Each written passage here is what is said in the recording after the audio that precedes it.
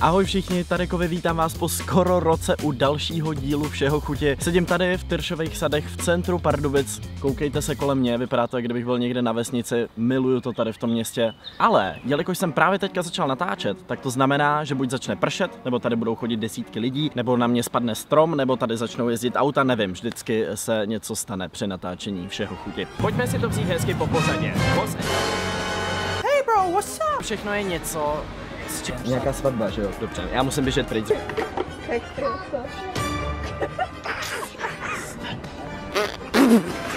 Nějaká současná mě to zavře. Vypadá to, jak kdybych v té Dubaji byl někdy v roce 2006 a natáčel to na analogovou kameru. No, wow. Ježiši Kriste. Přežil jsem. Obávám se, že jsem si nemohl vybrat horší místo na natáčení. Jdeme na to. Témat je dneska opravdu hodně, takže začnu hnedka tím prvním, který se nabízí, a to je můj odchod ze školy. Po víc než 13 letech svýho života už nejsem student. A je to hrozně divný pocit.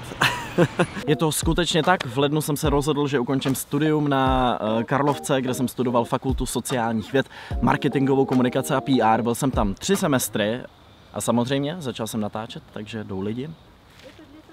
Jsem hrozně rád, že jsem na té škole byl. Nechci, aby to vypadalo tak, že jsem s ní nebyl spokojený nebo podobně, protože si myslím, že mě hrozně dala. Byla tam spousta profesorů z praxe, dalo mě to velký přesah do světa marketingu. Ježišmarja, nazdar. Začali jsme velmi šťastně, čivava mě kousla do nohy.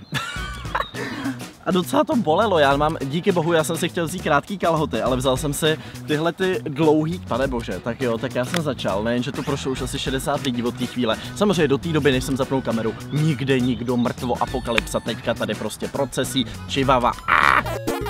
Takže kde jsem to skončil? Jo, odešel jsem ze školy. Chci veškerý čas teďka věnovat tomuhle a všem těm projektům kolem mě, který se teďka odehrávají. Škola byla každopádně skvělá, srdečně vám ji doporučuju, lidi, kteří tam se mnou chodili, byli úžasní. Takže ano, odešel jsem, nelituju toho, protože teďka vidím, že bych tu školu prostě vůbec nestíhal. A ještě je důležitý říct, že určitě plánuju studovat dál, asi jiný obor než ten marketing, protože ten dělám v podstatě v praxi. No a jelikož tady pořád mluvím o nějakých projektech a vy možná vůbec nemáte tušení, o čem je řeč, další téma, velký oznámení, nový pořad. Máme pro vás nový pořad, jmenuje se V centru a kromě toho, že se bude natáčet v centru, bude v centru pozornosti host naší talk show a jeden z nás, který to bude moderovat. V centru sledujte ve středu na televizi Seznam. Seznam Zprávy mě nabídli pořad s tím, že já jsem říkal, já to týdně nezvládnu. Já už sotva zvládám videa, jak si vždycky můžete pamatovat, že nezvládám neděli a je to v pondělí, takže představa, že bych ještě každý týden musel natáčet rozhovor, jsem říkal, to ne.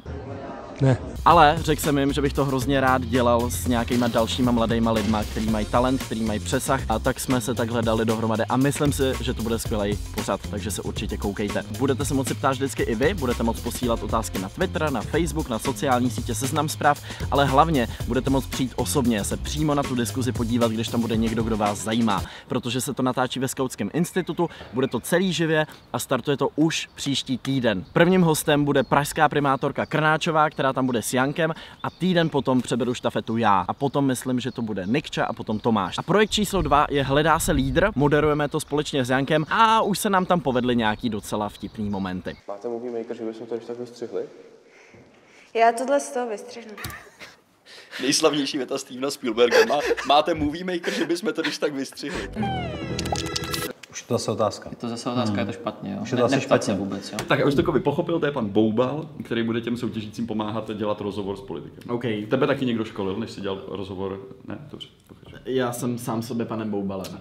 Celou tuhletu soutěž organizuje Člověk v tísni, já tomu říkám taková intelektuální superstar, protože má za cíl motivovat mladí lidi k tomu, aby se nebáli měnit svět okolo sebe, aby se nebáli zorganizovat třeba úklidovou akci ve svém městě a podobně. Je to skvělý formát, takže se určitě podívejte. No a já si myslím, že teďka je ta nejvhodnější chvíle změnit lokaci.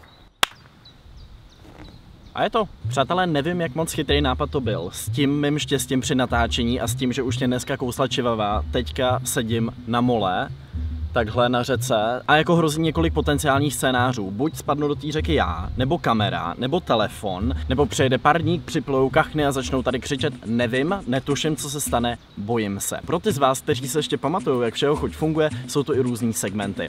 Otázka měsíce, problém měsíce, playlist měsíce a fotka měsíce. Problém měsíce je absolutně evidentní. Když jsem tenhle ten koncept vymýšlel, Snapchat byl ještě populární platforma, já jsem asi od druhého dílu zapomněl heslo, takže problém měsíce jaksi dál nefungoval. Teď je největším problémem to, že samotný Snapchat prostě nikdo nepoužívá. Takže problém měsíce definitivně mažu z všeho chuti od teď nazdar. Nazdar! Formát téhle show se rozpadá. Proč tomu říkám show, když jenom sedím a povídám? Tohle není show! Twitter naštěstí stále funguje a otázku měsíce určitě najdu. Jediný problém je, že jsem vám... Ježišmarja, oni padají ty topoly, tak to vypadá, že sněží. Problém je, že jsem vám nenapsal, abyste mi nějaký otázky měsíce psali, takže vyberu nějakou starší, hele tady třeba 17. prosince roku 2017, bude další všeho chuť, ještě tenhle rok ne. Ale jednu natočím v půlce května příštího roku. Za 6 měsíců. Proč jsem to tak dlouho nenatočil, tenhle formát? Když už sedím tady v Pardubicích, tak se vám musím pochlubit, protože jsem dostal medaili hejtmana Pardubického kraje, což bylo absolutně bizarní, asi. Bylo to v rámci ocenění Pardubického kraje, který získávají různí lidi, kteří například zachrání život. Byl tam jeden super kluk, který prostě rozpoznal alergickou reakci u svý spolužačky. Byli tam 3 pánové, kteří resuscitovali 4. pána, který měl infarkt v autě. Byla tam paní, který je teďka přes 90 let, zažila hrůzy války a vyprávěla tam o tom. A pak jsem tam byl já. Důvod, proč jsem to dostal, je prej, že dobře reprezentuju Pardubický kraj. No tak já jsem rád a ještě jednou děkuju. Budu se pokoušet dál dobře reprezentovat. Můžete koukat tady okolo Pardubice a tam nahoře moje faninky, který se smějou.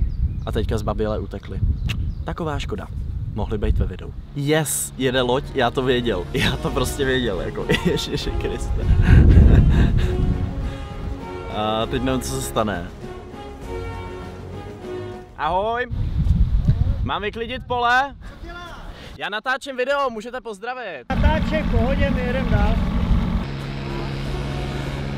Já to věděl, já to věděl. Já si myslím, že za chvíli se můžeme těšit na invazi kachen. Perfektní. Každopádně, když už sedím tady v Pardubicích, nemůžu se vám nezmínit o skvělý předpremiéře filmu Love, Simon, neboli Já, Simon, která se tady v Pardubicích povedla. My name's Simon. I'm just like you. I have a normal family, amazing friends, typical high school. You know there's no texting in the halls, dude. Come on, I can't have all my students tendering it up. Right. That's my department. Je to nádherný romantický film o přátelství, lásce, kamarádství i coming outu. Jdou tam herci ze 13 Reasons Why. Je to skvěle zahraný, skvěle napsaný, krásný film. Každopádně mě pozvali na promítání, ten film mě nadchnul a říkal jsem, hele, musíme ho dostat do Pardubic, protože moc dobře vím, že jakýkoliv film, který je byť jen trochu artovej nebo trošku mimo mainstream, se sem do tohohle města nedostane. A tak jsem v úvozovkách vyprodal celý sál Pardubického Cinestaru a vás jsem na tenhle ten film zadarmo pozval. Ten film se bleskově vyprodali. Přišli jste tam a udělali jste z toho jednu z nejlepších akcí, na který jsem kdy byl. Ahoj Pardubice! Srdcovka, byli jste úžasný. Jeden kluk se tam prostě sekře vyautoval těsně před tou akcí. Úžasný. Byl jsem z toho nadšený, takže děkuji vám všem, co jste přišli a doufám, že takových srdcových akcí bude v budoucnu víc. Kotvíte? Super, tak jo. Zatím. Je čas na další segment, tím je fotka měsíce, takže se jdu kouknout na Instagram. Tam samozřejmě předpokládám, že většina z vás už dávno zapomněla, že něco takového existuje. Co to... Ježiš, dobře, prosím vás, nejeste mě, jo? Ale samozřejmě, nutno podotknout, kam se takovejhle dort hrabe na ty z maminkovských bazarů. To je jiná liga. Téma číslo, nemám tušení kolik, Bali. Bali bylo skvělý, poslední místo, kde jsem byl, mám z toho spoustu záběrů a hrozně jsem se těšil, že konečně po dlouhé době udělám cestovní video. Spousta z vás, především ve starším, mě říkáte, že se těšíte na cestovní videa, tak jsem se těšil. No a pak otevřu ty videa a zjistím, že ve většině je tenhle ten zvuk. A nebo se z nějakého důvodu v každém střihačském programu jeví tímhletím způsobem. Takže abyste creepy. Já jsem měl tenhle ten samý problém i při natáčení posledního videa YouTube poradna 2, což jsem dával i na Insta Stories. Protože ne, bylo to na začátku 30... Koukejte koukněte na tohle. Takže se snažím ty záběry z Bali dát nějakým způsobem dohromady, moc to nejde. Asi to bude ještě chvilku trvat, ale ty zážitky z Bali mám tady a jsou úžasný. Takže držte mi palce, mrkněte na Instagram, kde nějaký fotky z Bali jsou a jsou skvělý. Já budu doufat, že se mě to video podaří udělat, protože si myslím, že by to za to stálo. Nenechám osud, aby mě o ně připravil. Dobře, klid. A přátelé, mám obrovskou čest vám oznámit, že se do tohohle videa připojí jeden z mých největších životních vzorů a jeden z nejlepších komiků v celé historii naší republiky. Dobrý den, my bychom vás chtěli pozvat na běh pro paraple, který se uskuteční 10. června. Co všechno tam, Zdeňku, lidé uvidí?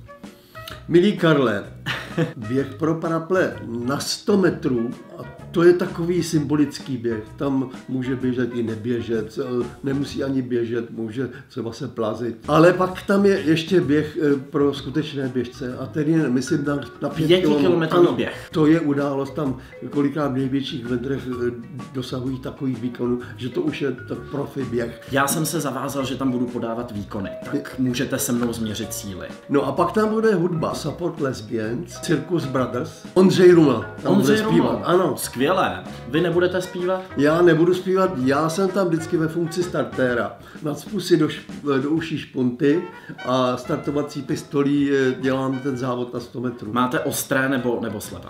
Slepé. Dobře, takže nehrozí žádné zranění. Nemáte se čeho bát. Ne. Přátelé, budeme se na vás těšit 10.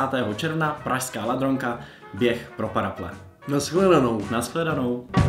Přátelé, vítejte v klasickém prostředí, mám pro vás další novinku a to jsou titulky. Na mých videích jsou teďka povolený titulky, takže pokud máte dobrou znalost zahraničního jazyka, pokud máte čas, tak budu moc rád, když mě s tím pomůžete. Například video Ví o nás všechno je teďka přeložený čerstvě do italštiny, takže děkuji tomu, co to přeložil. A vám, který umíte italsky, děkuji, že to zkontrolujete, jestli je to správně, protože já italsky neumím. Jediný, co italsky umím, je dělat tohle a říkat do toho ty random slovíčka. Pizza, frutti di mare, tutti frutti, Dios mio. To je moje italština, tragédie. Víte co, radši hudba, tam se vyznám trošičku víc než v italštině. Aktualizoval jsem playlist měsíce, naházel jsem tam nejnovější pecky, vychází hrozně moc singlů, chystá se spousta alb, těším se na letní hity, pokud nepřijde nějaký nový Despacito. Ale zase bych mohl udělat parodii, takže uvidíme. Přátelé, já vám moc děkuji, že jste se koukli na dnešní klidnou, poklidnou, pohodovou všeho chuť. Budu rád, když do té příští přichystáte nějaké otázky měsíce, fotky měsíce a tak dále, abych měl nějaký čerstvý materiál a budu se na vás těšit zase příští týden u nějakého klasičtějšího videa. Mějte se krásně a ahoj.